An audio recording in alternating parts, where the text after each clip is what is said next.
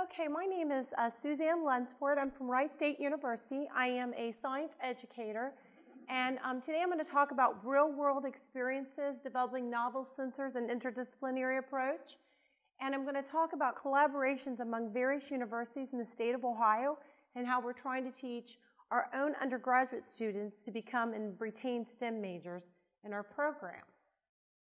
These are inquiry labs that are developed, and the labs are special for undergraduate courses. Our goal is to start undergraduates in their freshman level doing research, solving real-world problems with these modules that are developed. We don't even know the answer in some of these activities. And I'll talk to you how those activities are really very similar to, Yeah, that doesn't point. That's okay, I can just point without it. Okay, so I'm going to talk to you about how undergraduate chemistry courses are really related to the real world. How do we prepare these STEM majors for real jobs? And our goal to do that is to implement things that they're going to come in touch with in the real world, such as carbon nanotubes or sensors to detect metals in the water, heavy metal contamination. So that's really my main goals of this project, is how do we retain STEM majors, see if we successfully do that at an undergraduate level, because in chemistry we have a lot of students in science, technology, engineering, math, but they don't retain in those fields. And how do we do that? The freshman level chemistry is the best way to really touch them with modules that everybody can use in different universities. So these are the main objectives of this program, was to develop, implement, and evaluate the modules to make sure they're successful. In other words, how are we going to create modules from year to year so the students aren't cut and pasting or copying their lab experiments? So I will give you examples of how we create these modules to be problem solvers. And I believe the first speaker was very good from Germany before he had to catch his plane. He was talking about how there's no wrong answer, and that's very true in research. So if they start with one monomer, they might try another monomer that I didn't suggest. And we can make that work in the lab. If they tell us what chemicals they need, we can show them that, well, yeah, that may not be the pathway you want to go. You want to try this other pathway, but it still may work. So how do we create synthesis and technology in the classroom and really help these students? That's the goal here. Increasing publications. A lot of students in their undergraduate level never get publications. So my goal is to work with them to create publications. Now, they might not be in the top-tiered journal that you were discussing today about Publish and Perish, but they would be in journals that are like the Chemical Educator, something that we can talk to other science educators about so they could utilize this information as well. So, or the Journal of Chemical Education, those type of journals are very useful. Like Analytical Chemistry would be a very rare one that we would actually publish in for the undergraduate research. So when I said we're going to develop them statewide in that previous slide, as you noticed, that's very true. We are going to try to do that because we're working with other universities, and I'll tell you what those universities are later on. We're going to build communities in chemistry and across other institutions in the state of Ohio. So it's not just Wright State University in Dayton, Ohio. We'll be working with the Ohio State University. We've been working with Miami University, collaborating, and even community colleges in the area. Dealing with more, not traditional, but more inquiry-based learning, and looking at studies to see if they're having enhancement in content knowledge. Our HAKI is one way I do that to impact the success of our projects. So here's our module design teams, and as you can see, we have a variety of universities involved. And just to show you, I'm involved at Wright State. I'm more the analytical environmental chemistry, which is the electrochemistry modules today I'll be talking about. But for instance, if you talk about organic chemistry, you're going to have more of Miami University, say, or inorganic chemistry, you're going to have other universities involved in that. So we're all working together to create modules and share them among each other so we can make sure our students are learning. So the characteristic of a research module. Typically, you want the outcomes not to be known in advance, so it wouldn't be problem-based if you were just already knowing the answer. And to make these modules really work, what I've done is I also work with industry so that they're going to learn about more technology than just not only what's in my laboratory for their undergraduate level, but they might learn about scanning electron microscopy, which I'll show you later, or they might learn about some other type tunneling electron microscopy to really look at the surface studies of what they've created, because you can't see it with the bare eye. And the Bowser-Moorner in Dayton, Ohio is located, so this helps them get ready to get a job. Also, the course structure is involving I was saying research process, but also it engages the students with real-world problems, which I've already said. Group work is allowed, so because obviously if you're a freshman and you're not quite used to utilizing some of the equipment, it's good to have 2 work in a group, or maybe sometimes 3 to work in a group, depending on what the activity is that they're solving. And obviously that this would be transferable, so that they can become critical thinkers and get ready for the real world. I like what Bertin El-Chillet said. The young scientist is involved in the process of inquiry, of raising and trying to answer questions around the world in which we live.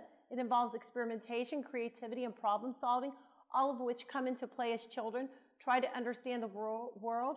Real science incorporates many things to which young children are most particularly open: creative thinking and problem solving. So yesterday we had a really good speaker on Legos and how he was engaging his students with Legos.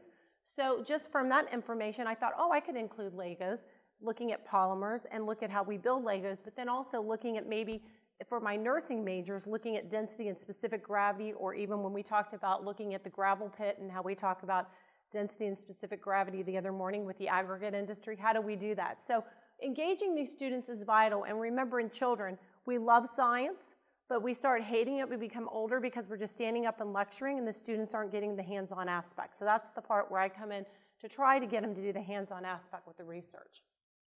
So I think everybody in here, because you're at this conference, pretty much understands how important inquiry is, because Dr. Robertson has been here many times and talked about the inquiry and what it involves, and communicating your scientific arguments, and why did you choose to do this plan, and how did you follow through it. And we're all kind of doing that. We're traditional, you're just mainly standing up lecturing, the students aren't getting the hands-on, they're sleeping, and they really are not excited, they just want that credit, and they don't even see how it really relates to, if we're doing kinetics, and they don't get to blow a mine up, you know, they don't really care about kinetics, the rate of a chemical reaction. But if they really get to blow the mine up, or they really get to make an electrode and see if they're detecting cholesterol is one of them that we're developing right now. How do you detect cholesterol with an electrode? Or how do you look at, say, lead and cadmium in the water? Things that everyday life that's a concern to these students. And obviously the class structure that works best for this is you can't have 200 in a lecture hall. So my laboratory classrooms are broken down for these particular modules of 30 students, and then we break them into sections for the labs. So it's not too many students to deal with. So to make it work, usually a smaller class, cooperative learning, real-world experiences, no memorization, more understanding how to solve the problem, think about it, and come up with the formula without memorizing. So if we use the Nernst equation, how do you really understand the Nernst equation? We'll see graphs today. How do you really understand the graph? Because that's vital, because when even people that are going to be teachers, I was talking to you the other morning how we run workshops for teachers, that's one of their state standards in their high school, is how do you look at graphs. So graphing is a very important process, even in industry, to understand what you're looking at and how you're analyzing the data and determining to your boss what's your final answer and why you're doing something a certain way. So obviously assessment is vital in the program, so I give pre- and post-test assessments for all my classes and all my workshops, as I've discussed to you, and we do reflections about what is the research modules doing and how they are helping you. This is an example of R.R. Hakey, and R.R. Hakey was just a way to analyze your student gains. That's a pre-test and a post-test. And so I heard a lecture about 3 days ago, and it was on how to give the final exam to the students first. In a way, the pre-test is doing that. You're giving the students the final exam, a pre-test, and then the post-test is going to be the same, but they don't get to keep the pre-test. But they get to read through it and tell you what they know and what they remember from maybe part 1. If this is part 2 of chemistry, say, in their freshman year, you can see where their knowledge is building, and they can understand how they're building knowledge to get to the next step.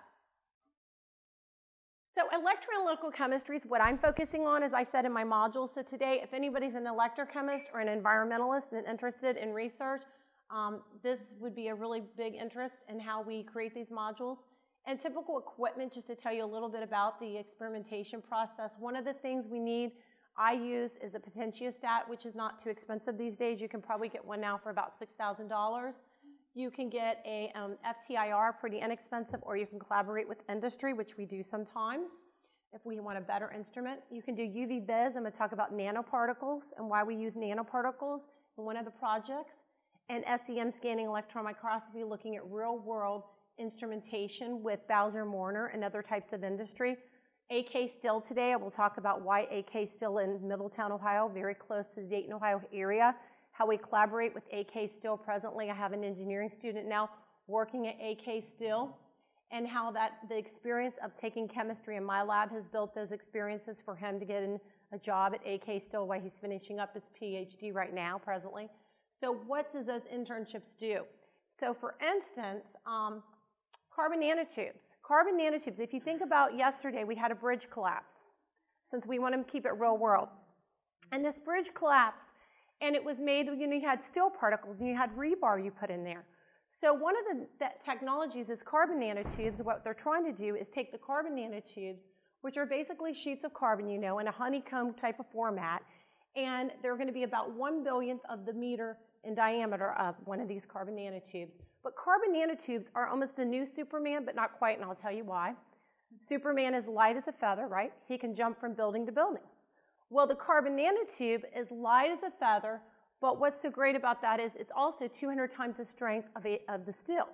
However, one of the problems with the carbon nanotube is if you have one crack in it, just barely, it shatters like glass.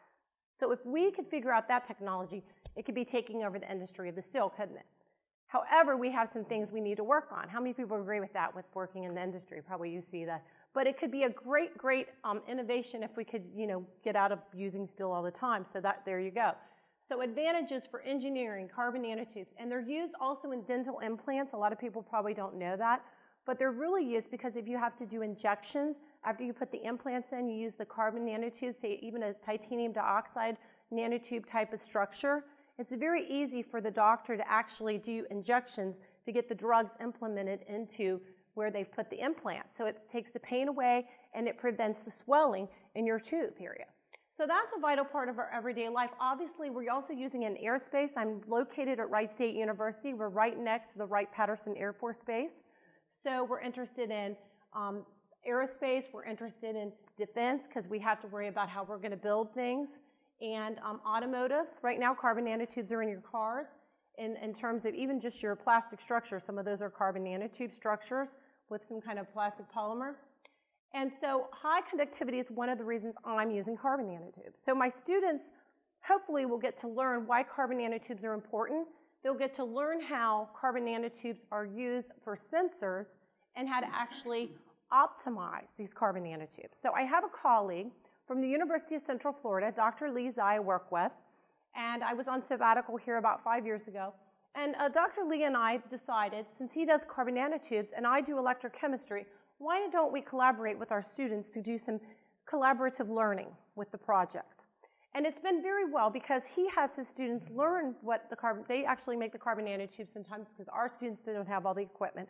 We have had our students go visit his lab to do some of this.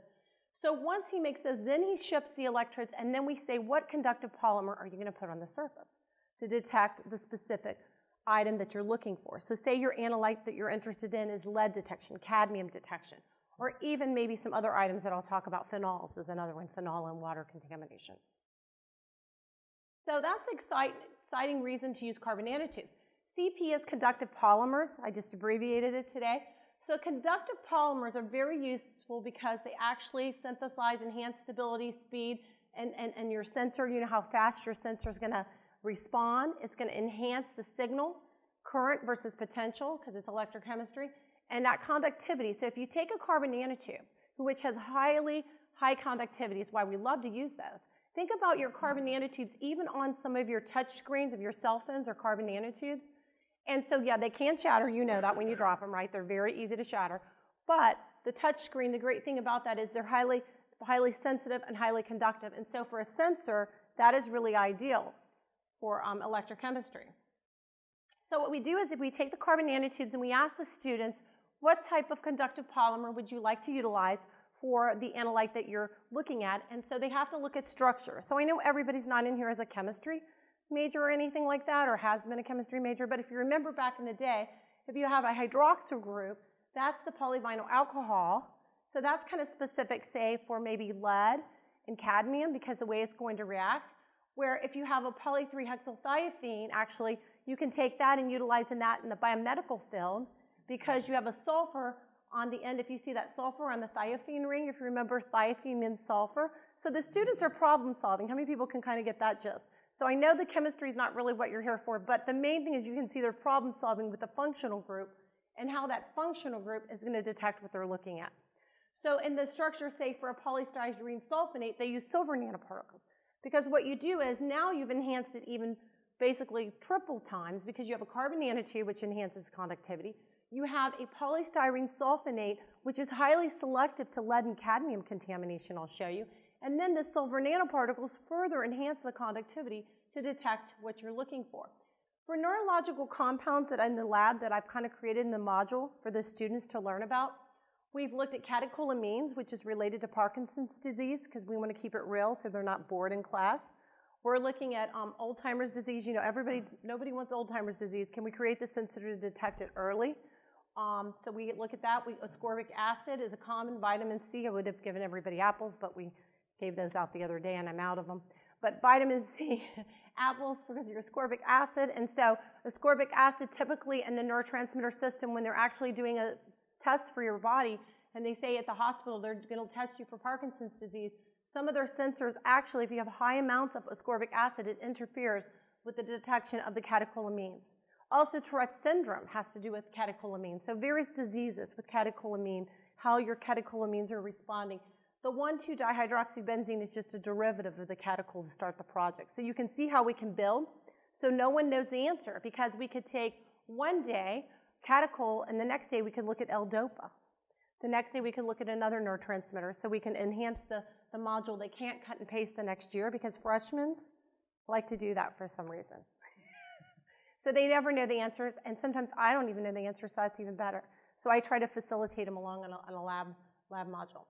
So, and lead and cadmium obviously is the heavy metals of interest that I'm going to show today.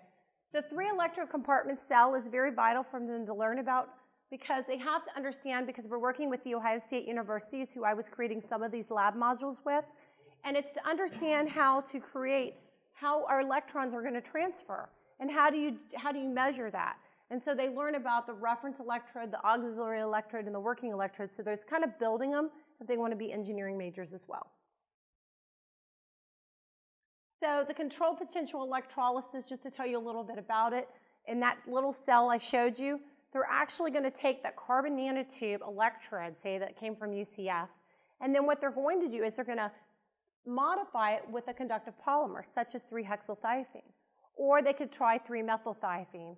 And if I don't run out of time, I might show you how they use 3-methylthiophene, say, to remove mercury from water. So these are very vital, everyday importance, and you can see that they're going to grow it for 60 seconds, and time's an issue, temperature's an issue, so they have to take all these factors into consideration as they're doing the project. And then they grow it on there, and then we learn about SEM. So this is where they actually get to go on a field trip, either in the engineering department, we take them, they do a scanning electron microscopy, or we take them to AK Still, or we can also take them to Bowser-Moorner. Bowser-Moorner is just right down the road. So it's a very good experience to see industry. And Bowser-Moorner, I really enjoy that particular avenue for them because they get to see how geology and chemistry come together, that scientists really work together in projects. So this is just to show you that they learned some novel electrochemistry techniques as undergrads because a lot of times electrochemistry gets thrown out the window. It's just a chapter that we cover, say.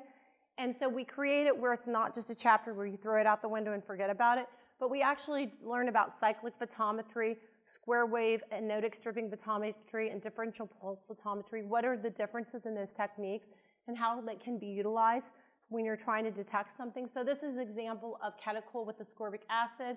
The ascorbic acid is actually right here, and ascorbic acid is what we call irreversible and catechol is reversible, but you can actually detect it. So you got 3 peaks. If you only had 2 peaks, you would know the ascorbic acid was an interference for that particular sensor you detected. So that's good, right? We can detect it.